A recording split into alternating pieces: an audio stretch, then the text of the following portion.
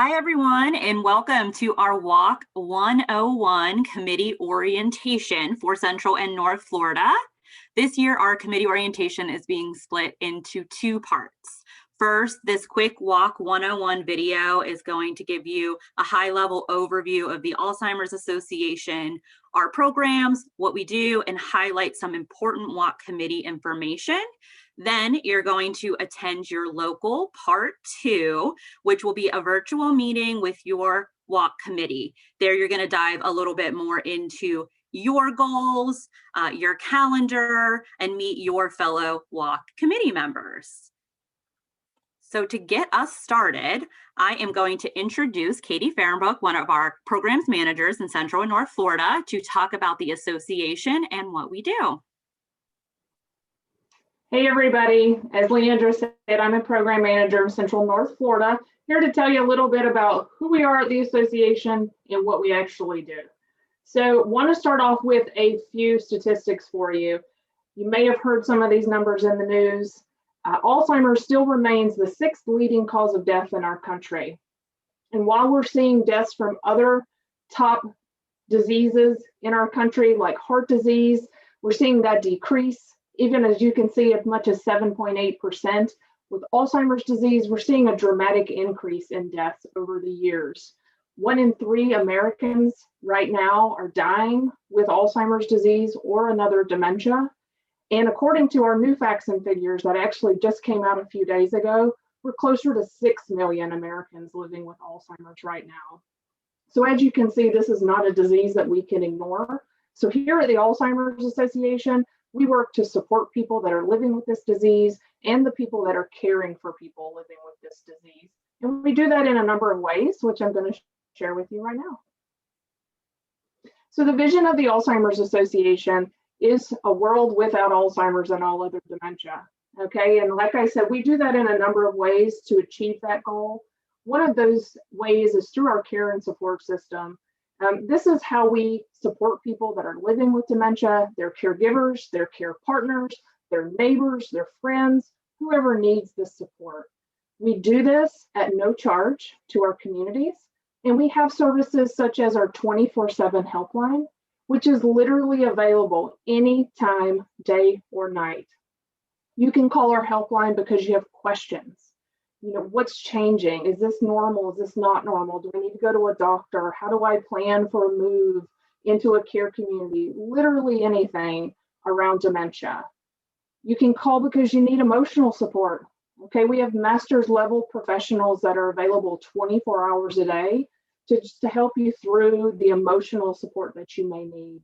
So whether it's resources or emotional support or just questions, please call our helpline anytime, day or night. We also have education and support groups. Now, due to COVID, these things are virtual right now. Pre-COVID and post-COVID, they will be in person.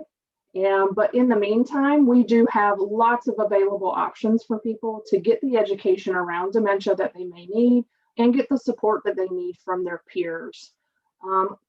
During COVID, we actually established a new resource. It's called ALS Programs Anytime.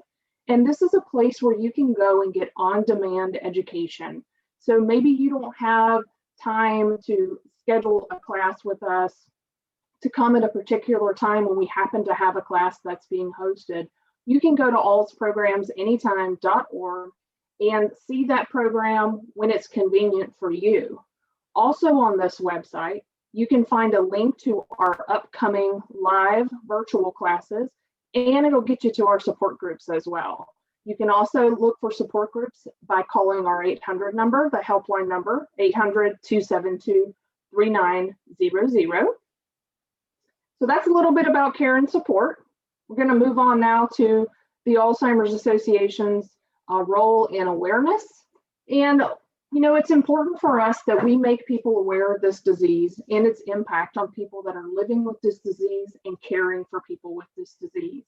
So we do this in a number of ways as well. One of those ways is that we have education programs and events that really are geared towards helping people recognize this disease very early on and search out that diagnosis. So we call it early detection and early diagnosis, We do this with classes around brain health, 10 warning signs, and in Florida, we have this wonderful thing called a brain bus that is funded through the Department of Elder Affairs in partnership with an area agency on aging as well, that literally, before COVID, drives around the state of Florida and helps people recognize the signs of dementia and what do we need to do when we see those signs. We also have a really great website, alz.org, with a vast amount of information. Again, all the way from brain health to late stage caregiving. Everything that we do at the association, you can find more information about on our website. So we're going to move now quickly to the Alzheimer's Association's role in research.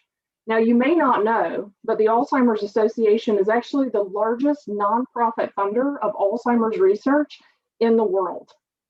We stand only behind the Chinese government and the US government in total impact. This is a big deal. It's a big part of who we are. We have put in over $350 million into our research grant program, which is really funding these high impact, novel ideas that are coming out as we're looking for treatment and a cure for this disease. Really cutting edge work that's being done. We also host a global research convention. It's called AAIC, the Alzheimer's Association International Conference, where we bring people from across the world together to talk about where are we with research, what's going on. And the Alzheimer's Association has been part of every major breakthrough that has happened in dementia research, okay? And even things like diagnostic criteria, we had a say in that as well. So we're constantly working to make sure that this disease stays front of mind for people. And finally, I want to talk to you a little bit about our advocacy work. So the association really is the leading voice in Alzheimer's policy. We advocate not only at the state level, at the federal level, and across the world. We want to help make legislation that makes sense for people that are living with this disease and people that are caring for people living with this disease. So we advocated for things like the National Alzheimer's Project, which is a national plan to address Alzheimer's disease. This is a really big deal, right? We talk about federal policy, we talk about research agendas so that Alzheimer's disease and the urgency around Alzheimer's disease, again, stays front of mind for people. And we do this with hundreds of thousands of volunteers across the country, and they make a huge impact. Impacts that we've seen over the last several years in historic increases to funding for Alzheimer's disease research. And we know that without this funding, we can't find a cure. And so this funding is really allowing these clinical trials to take place so that we can work our ways towards that day when we have the first survivor of Alzheimer's disease, right? So I'm going to turn it back to Leandra, and she's going to take you a little further down the presentation. Thank you so much, Katie. And as our walk planning committee, you are really the front lines for our walk to end Alzheimer's out in the community and talking to supporters, potential sponsors, new teams. And so we want you to be very comfortable with understanding the vision of the Alzheimer's Association and knowing what we do and how we support those who are living with Alzheimer's and other dementia, and also their caregivers. So if you ever have questions about any of the programs that we offer, you can reach out to your staff person. They can connect you with your local programs partner like Katie. She is in the Panhandle. So if you're in that area, you would get to work with her. But we have program staff across our entire chapter. So if you ever need more information or clarification, we're happy to make sure that you understand what we're doing, maybe join a program sometime so you can see these resources firsthand. I would definitely encourage you to do that. But we want to make sure that you know who the association is. So as the leaders of Walk to End Alzheimer's, you know what you're talking about when we start to address things like our vision for the event and our policies. So we strive to ensure a safe and successful event season. Our goal is obviously to meet our fundraising goals. We want to operate within legal parameters at all times and adhere to safety and risk management guidelines. We use law enforcement or security personnel to safeguard our events from troublemakers, and we maintain plans for critical safety related procedures and activities.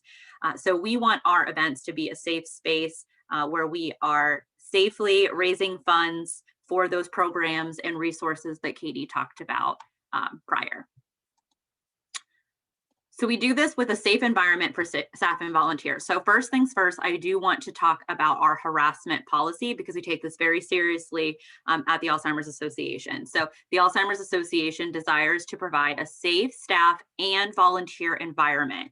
We rely on volunteers to achieve our mission, and as our volunteer force continues to grow, it is important that we protect our organization, staff, and volunteers. The Alzheimer's Association is committed to providing an environment free from harassment and discrimination. Our harassment policy applies to all persons and is intended to protect all from unlawful harassment and discrimination by anyone in connection with the association. So I just want to highlight this policy. A copy of this official policy and our escalation plan was emailed to you in your WAC 101 email. So you can see the full plan and also what you should do if you have any issues with harassment. Your first step is always going to be your local staff person who will then take it to our chapter executive and on from there. But we definitely want you to be comfortable as a volunteer for the association. So please take a look at that official harassment policy that was in your WAC 101 email and let us know if you have any questions or concerns. So in 2020, let's highlight last year a little bit because it was definitely different. It was new for all of us, and there were some really great highlights that I do want to talk about. So in 2020, WAC was everywhere. We brought our participants together online, and there were some really big wins. We had our first ever dedicated Get Social Day with 101 million impressions online. We hosted our first nationwide WAC reunion. We had a nationwide fundraising fundamentals. We had local WAC pep rallies for the first time that took place 1 month prior to the WAC. We still hosted our opening ceremonies. We had our WAC celebration parties, and we were still able to have our Promise Garden ceremony, although in a completely reimagined way than we had ever had it before through our view-only planted Promise Gardens, which were beautiful in our communities. I hope many of you were able to see them, to drive by the flowers that represented all of the different walkers in your local community and still have that presence that we were all together in some way on our official walk day. And then we walked in our neighborhoods. And we had so many photos on social media of friends and families walking together, holding the flags that were mailed to them, pictures of champions' yard signs out front of people's houses. So although we weren't together in one place, there was still a sense of community, and we still were able to see one another in our Facebook groups and have our walk day. And we had our upgraded mobile app where you were able to track your steps and hear those inspirational messages while you were walking. So it may have looked a little different, but it was still a really, really great walk season. And that was evident in our nationwide results. So this is the world's largest event to raise awareness and funds for Alzheimer's care, support, and research. We had nearly 200,000 participants nationwide and over 48,000 teams. Collectively, $10 million was raised in sponsorship. And as a group, we raised $67 million overall. We are now the second largest peer-to-peer event as of 2020, behind only the Heart Walks for the Heart Association. So we had an extremely successful year in 2020. And we had some fun fundraising facts and trends that emerged. So we found that those who registered early raised more. So fundraisers who registered at least 6 weeks prior to WAC raised 2.4 more times than those who don't. Our fundraisers who return year over year raise about 3 times more. Fundraisers who update their personal page raise almost 4 times more than those who don't. You know, we see that telling your story, and if you came to our community volunteer summit, there were lots of sessions on how to tell your story, but our walkers who take advantage of that and make sure people know why they're raising funds see more success in their fundraising efforts.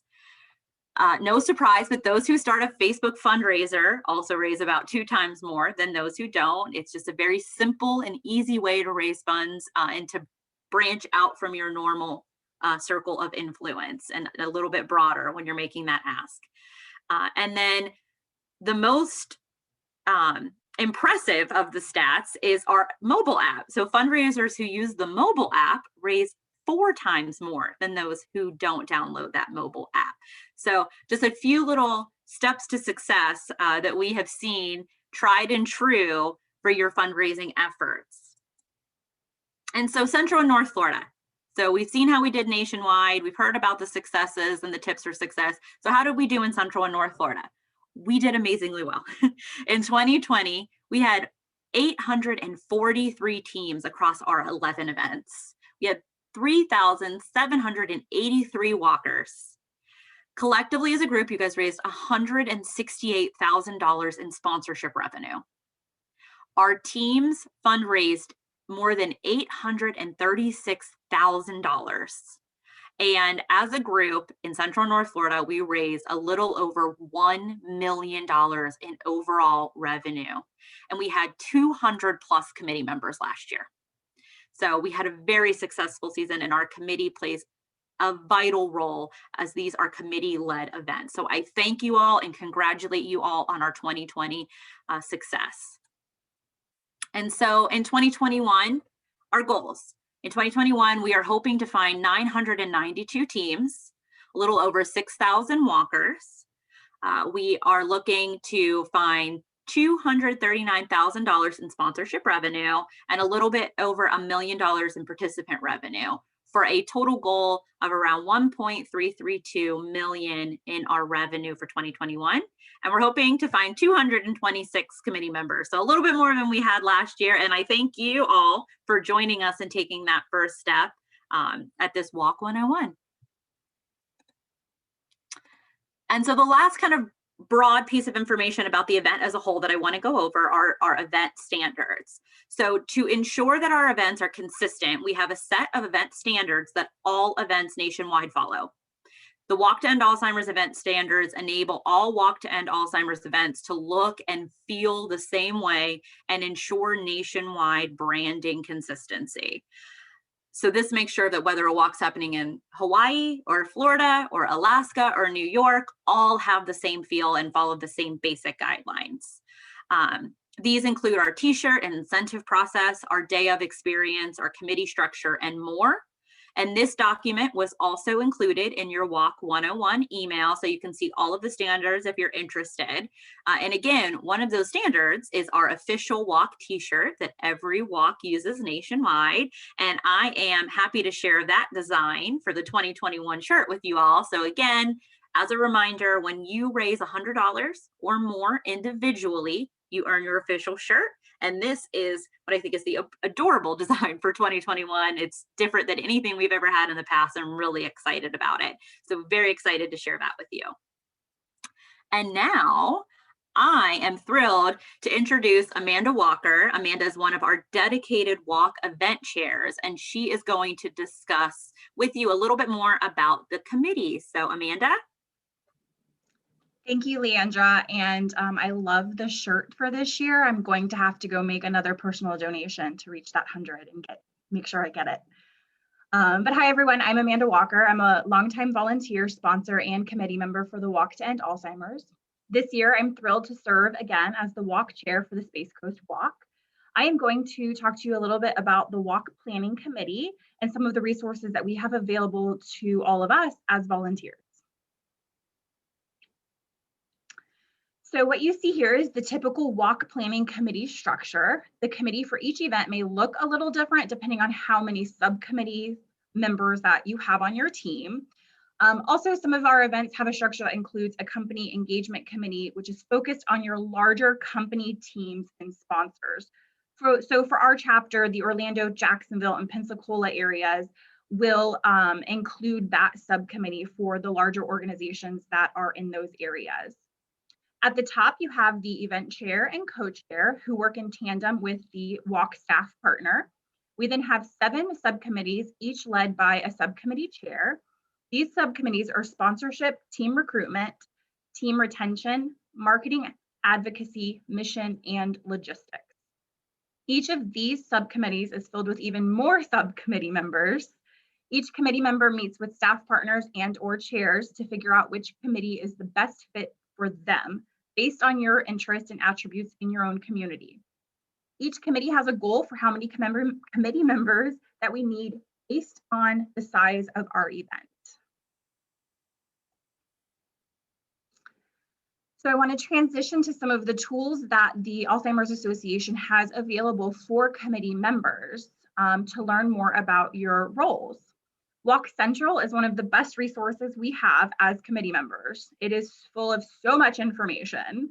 It's an online community of tools, training, and materials. There are discussion boards for staff and also for us volunteers where we can share ideas from across the nation.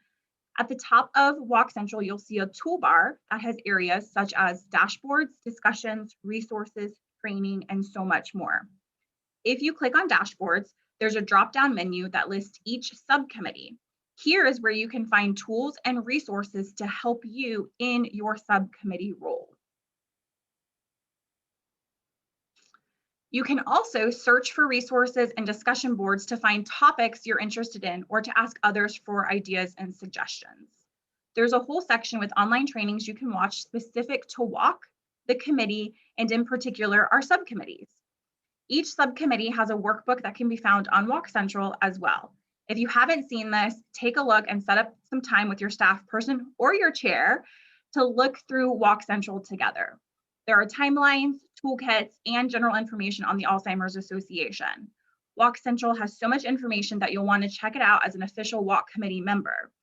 Go to community.alz.org to join Walk Central.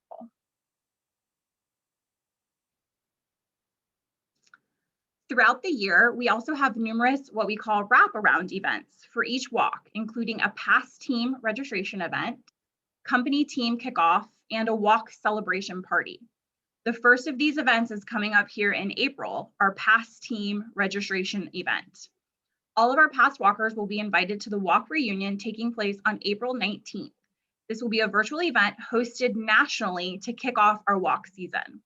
We'll have 2 time options, one in the early afternoon at 1 p.m. Eastern, 12 p.m. Central, and also one in the evening at 6 p.m. Eastern and 5 p.m. Central Time. You can RSVP for our reunion at act.alz.org/walk reunion. Stay tuned for more details on exciting local follow-up events and challenges that the chapter here will have. I hope to see you all at the reunion on April 19th.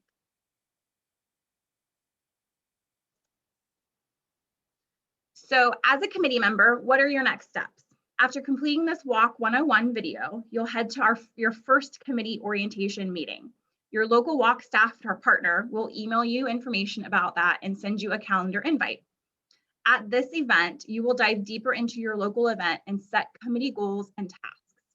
Before that meeting, register for Walk Central, take a look at the resources available. Come with questions, we'll be happy to help guide you through it. Finally, if you haven't already, make sure you register for your local walk. When you do that, you can update your personal page, which Leandra talked about, set a fundraising goal, and download that mobile app that is successful in your fundraising needs. These first steps will set you up for success and help you lead the way as a committee member. I want to thank you all so much for joining us and watching our Walk 101. I hope you learned something new, something exciting for your local WALK committee orientation. I look forward to serving alongside you all as a WALK planning committee member. Thank you, and I hope to see you soon.